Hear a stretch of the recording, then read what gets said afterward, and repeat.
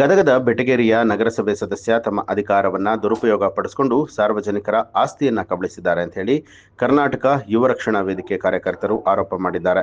ಗದಗದ ಬೆಟಗೇರಿ ನಗರಸಭೆ ಎದುರು ಪ್ರತಿಭಟನೆ ನಡೆಸಿ ಮಾತನಾಡಿದಂತಹ ಅವರು ವಾರ್ಡ್ ನಂಬರ್ 29 ರಾಜೀವ್ ಗಾಂಧಿ ನಗರಸಭೆ ಸದಸ್ಯ LD ಚಂದಾವರಿ ನಂಬರ್ 153ರ ಪಕ್ಕದ ಪಶ್ಚಿಮ ಭಾಗದಲ್ಲಿರುವಂತಹ ಸಾರ್ವಜನಿಕರ ಆಸ್ತಿಯನ್ನ ತಮ್ಮ ಅಧಿಕಾರ ದುರುಪಯೋಗ ಮಾಡಿ ಹಣದ ಆಸೆಗೆ ಕೇಂದ್ರ ಸರ್ಕಾರಿ ನೌಕರನಾದ ಶರಣಯ್ಯ ಹಿರೇಮಠ ಎಂಬುವರಿಗೆ ಮಾರಾಟವನ್ನ ಮಾಡಿದ್ದಾರೆ.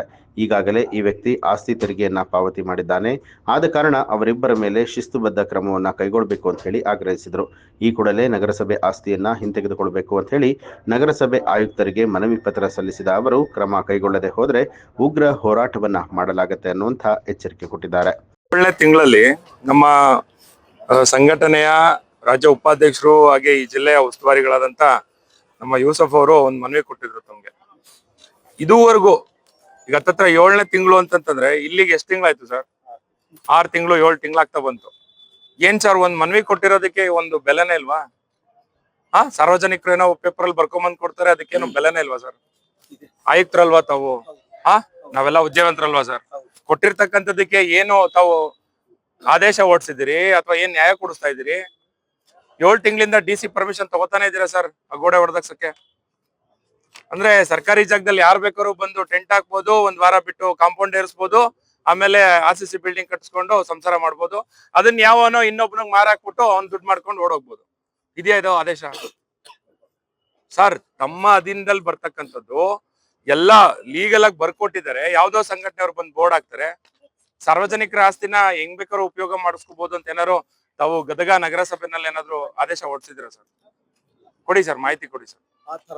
ಮತ್ತೆ ಸರ್ ಯಾವಾಗ ಸರ್? ಸರ್, ಇವಾಗ ಗೋಡೆನ ತಾವು ತಮ್ಮ ಇಲಾಖೆಗೆ ಸಂಬಂಧಪಟ್ಟಿರ್ತಕ್ಕಂಥ JCP ನ ಕಳಿಸ್ಬಿಟ್ಟು ಹೊಡೆಸ್ಲಿಲ್ಲ ಅಂತಂದ್ರೆ ನಾವಿಲ್ಲಿಂದ ಓಡಲ್ಲ ಸರ್.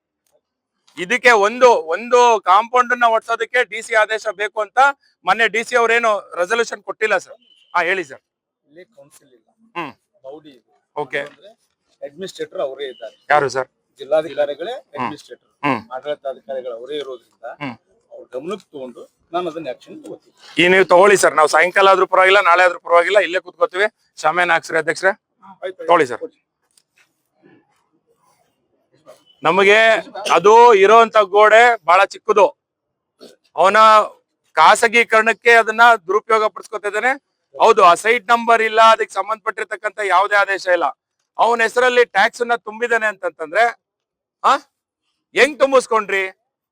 ನಾ ಇದನ್ನ ಸಂಬಂಧಪಟ್ಟಿರೋ ಕೋರ್ಟಲ್ಲಿ ಫೈಲ್ ಮಾಡ್ತೀನಿ. ಸಂಬಂಧಪಟ್ಟಿರೋ ಅಧಿಕಾರಿಗಳ ಮೇಲೆ ನಾವು ಏನ್ ಮಾಡ್ಬೇಕೋ ಮಾಡ್ತೀವಿ. ಹೆಂಗ್ ತುಂಬಿಸ್ಕೊಂಡ್ರಿ? ಖಾಲಿ ನಿವೇಶನ, ಅದು ತಮ್ಮ ಅಧಿನಿಯಮದಲ್ಲಿ ಬರ್ತಕ್ಕಂಥದ್ದು, ತಮ್ಮ ಇಲಾಖೆಯ ಜಾಗ ಅದು. ಯಾರೋ ಬಂದು ಸೈಟ್ ನ ನಂಬರ್ ಇಲ್ದೇನೆ ಅಲ್ಲಿ ನಿವೇಶನ ಖಾಲಿ ಇದ್ರು ಅವರು ಆದಾಯ ತೆರಿಗೆಯನ್ನ ಕಟ್ತಾರೆ ಅಂತಂದ್ರೆ ಹೆಂಗ್ ಕಟ್ಸ್ಕೊತೀರಾ ತಾವು? ಆಸ್ತಿ ತೆರಿಗೆ ನಂಬರ್ ಹಾಕಿರೋದು ತುಂಬಿರೋ ಸಸ್ಪೆನ್ಸ್ ಅಕೌಂಟ್ ಅಲ್ಲಿ ಇರುತ್ತೆ. ನಮ್ಮ ಯಾವುದೇ ಆಸ್ತಿ ಖಾತೆಗಳಿಗೆ ಜಮಾ ಆಗೋದಿಲ್ಲ. ಸಸ್ಪೆನ್ಸ್ ಅಕೌಂಟ್ ಅಲ್ಲಿ ಇರುತ್ತೆ, ಅದಕ್ಕೆ ನಾವು ಅಪ್ರೂವ್ ಕೊಡೋದಿಲ್ಲ. ಮತ್ತೆ ಇಲ್ಲಿ ಸೀಲು ದುಡ್ಡು ಕಟ್ಸ್ಕೊಂಡು ಸೀಲ್ ಹಾಕಿದಿರಾ? ನಮ್ದಲ್ಲ ಸರ್, ಸೀಲು ಬ್ಯಾಂಕ್ ಚಲನ್ ಇದೆ. ಬ್ಯಾಂಕ್ ತುಂಬಿ ಚಲನ್ ಹಾಕೊಂಡ್ ಬಂದಿದ್ದಾರೆ. ಓಕೆ, ಮತ್ತೆ ಇಲಾಖೆ ತಮ್ಗೆ ಬರುತ್ತಲ್ಲ ಸರ್? ನಮಗೆ ಬರ್ತಿದೆ, ಆನ್ಲೈನ್ ಸಿಟಿಜನ್ ಇದೆ ಇದು. ಮತ್ತೆ ಅದನ್ನ ತೋರಿಸ್ಬಿಟ್ಟು ನಂದೇ ಜಾಗ ಅಂತ ಹೇಳಿ ಅಲ್ಲಿ ಲೋಕಲ್ ಜನಗಳಿಗೆ ಆಯ್ತು, ಇಲ್ಲ ಒಳಗಡೆ ಬಂದು ತುಂಬಿದಾರೆ. ತೋರಿಸ್ರಿ, ಫೋಟೋ ತೋರಿಸ್ರಿ ಅಧ್ಯಕ್ಷ. ತೆಗಿರಿ. ಒಪ್ಕೊಂಡಿಲ್ಲ ಇದಕ್ಕ, ನಿಮಗಾದ್ರೂ ಹೇಳಿದೀವಿ ನಾವು ಒಪ್ಕೊಂಡಿಲ್ಲ. ಅದನ್ನ ನೀವು ತೆಗೆದಿದ್ದೀವಿ, ನೀವ್ ಹೇಳ್ದಂಗ ನಾ ಮಾಡಿ ತೆಗಿಸ್ತೀನಿ. ತಗ್ಸಿ ಸರ್. ಇವಾಗ ಜಿಲ್ಲಾಧಿಕಾರಿಗಳು ಇಲ್ಲೇ ಇದಾರೆ, ನೀವು ಮಾತಾಡಿ ಒಂದು ಫೋನ್ ಅಲ್ಲಿ ಪರ್ಮಿಷನ್ ತಗೊಂಡು ಇಮಿಡಿಯೇಟ್ ಆಗಿ ಆಕ್ಷನ್ ತಗೊಳ್ಳಿ ಸರ್. ಇದು ಈ ಚಲನ್ ಕಾಪಿ ಯಾರು ಕೊಡ್ತಾರೆ ಸರ್? ನೀವು ಸಿಟಿಜನ್ ಲಾಗಿನ್ದಲ್ಲಿ ತಗೋಬಹುದು.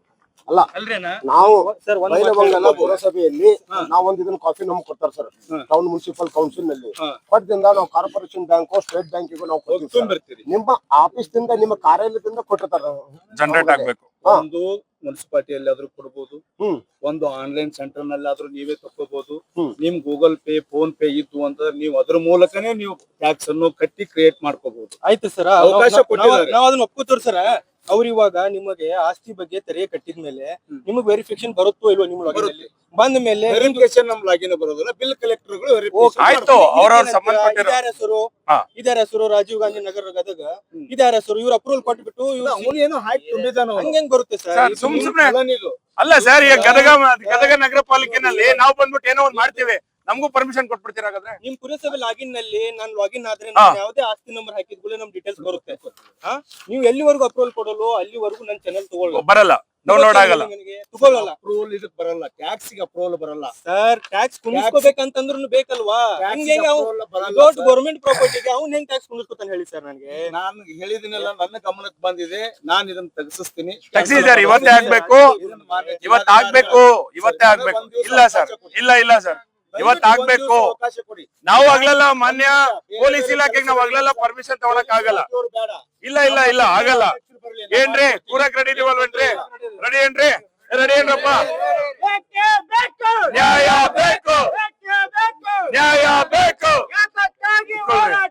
ನ್ಯಾಯಕ್ಕಾಗಿ ಹೋರಾಟ. ನ್ಯೂಸ್ ಅಲರ್ಟ್ ನಿಮ್ಮಿಂದ ನಿಮಗಾಗಿ.